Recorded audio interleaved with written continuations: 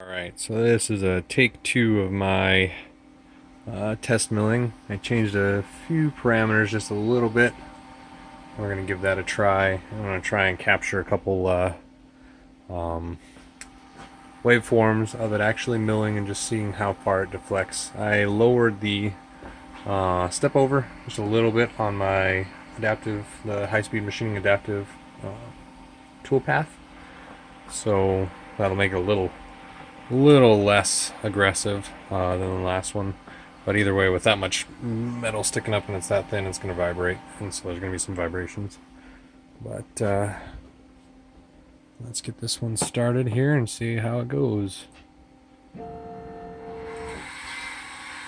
like my spindle sped right up. It's good. Still a little high, but it's working its way down. Okay.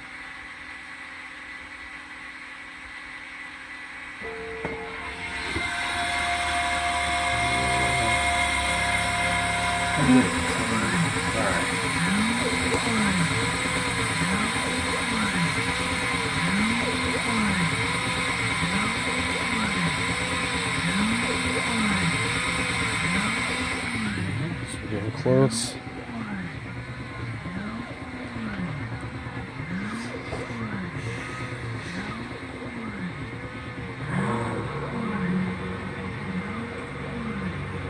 Let's see how this looks here.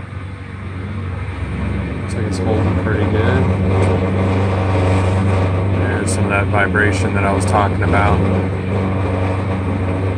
It is kind of just a cheap end mill, so it's alright if it kind of vibrates a little bit. There's a little bit of a variation. See what that looks like.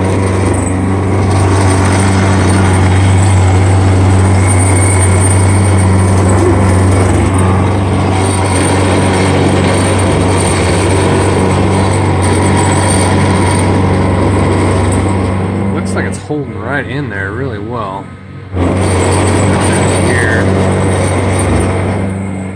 Yeah, it's even with all that vibration and everything.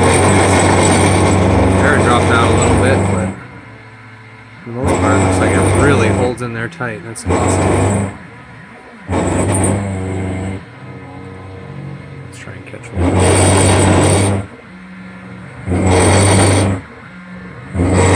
There we go. So it does overcorrect a little bit there.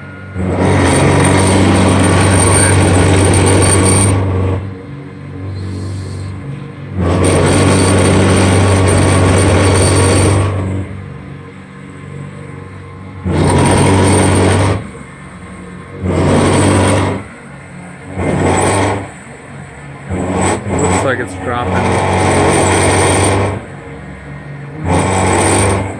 The spindle speed is set at plus or minus 1% right now. So it's staying within 1% of those little blinks. Let's see here. It's going to be doing some just kind of...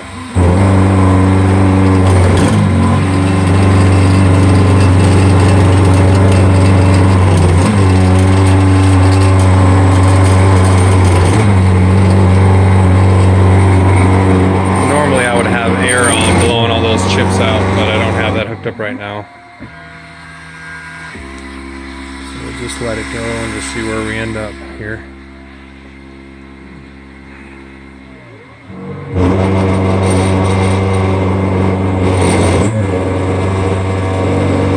There's a good blip. Oh, it's almost 100 RPM there.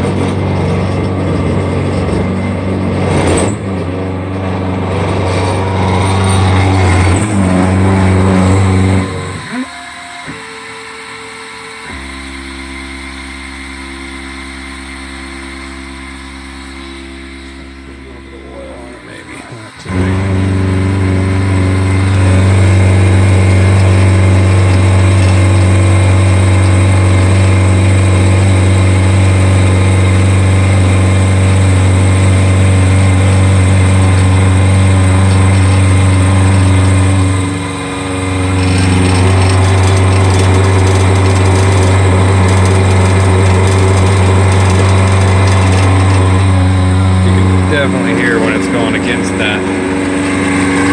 The part narrow sidewise is much louder.